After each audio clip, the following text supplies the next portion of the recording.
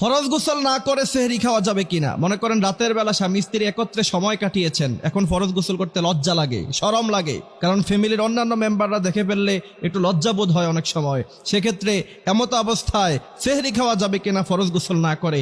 এই প্রশ্নটা আমাদের কাছে অনেকেই করেছেন। খুব সাবধান, ইসলামের এই বিষয়গুলো এত বেশি সাবধান থাকতে হবে আপনাকে। যদি আপনি একটি ভুল করেন, এই মারাত্মক ভুলের কারণে আপনার 30টি দিনের রোজাই ধ্বংস হয়ে যেতে পারে। এই জন্য আল্লাহর হাবিব সাল্লাল্লাহু আলাইহি ওয়াসাল্লাম বলছেন, ইসলামের যেই কোনো আমল করার আগে অবশ্যই তার ব্যাপারে সম্পূর্ণভাবে তোমাকে জানতে হবে, তারপরে তুমি অল্প আমল করবা। আখলিস দীনাকা ইয়াকফিকাল আমালুল কলিল, আমল অল্প হবে কিন্তু সেটা যদি সঠিকভাবে হয়, সহিভাবে হয়, তাহলে আল্লাহ তাআলা সেটাকে কবুল আর মঞ্জুর করে নেবেন। এই জন্য এই মারাত্মক ভুলগুলো যদি আপনি করেন তাহলে আপনার রোজায় সমস্যা হয়ে যেতে পারে। এইখানে অনেকের মনেই একটা প্রশ্ন থাকে যে এখন ফরজ গোসল না করে সেহরি আমরা খেতে পারবো কিনা।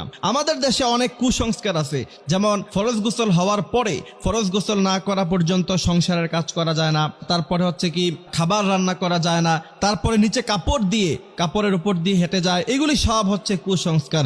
ইসলামে এই সমস্ত কোনো বিধান নাই। তাহলে আসেন, আল্লাহর হাবিব সাল্লাল্লাহু আলাইহি ওয়াসাল্লাম বলছেন, তোমাদের যখন ফরজ গোসল হয় তোমরা খুব বেশি বিলম্ব করো না। যারা সব সময় বিলম্ব করে ফরজ গোসল করে, আল্লাহ তাআলা লানত তাদের উপরে পড়ে, আল্লাহ তাআলা তাদেরকে পছন্দ করেন না।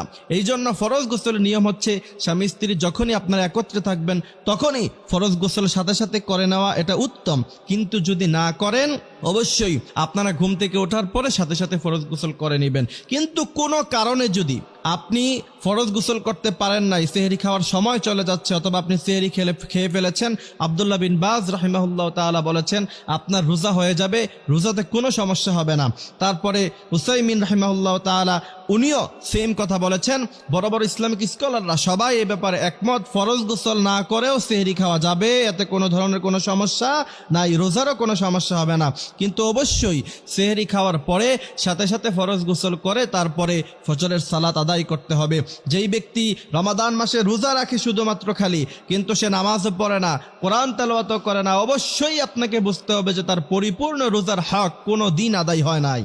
এই জন্য আমাদের অনেক মা বোনেরাও এমন আছে, রোজার বেলায় ঠিক আছে রোজা রাখে কিন্তু তারাবি পড়ে না। আর বিশেষ করে আজকাল সমাজের পুরুষেরা মসজিদে তো তারাবির সময় লোকই দেখা যায় না।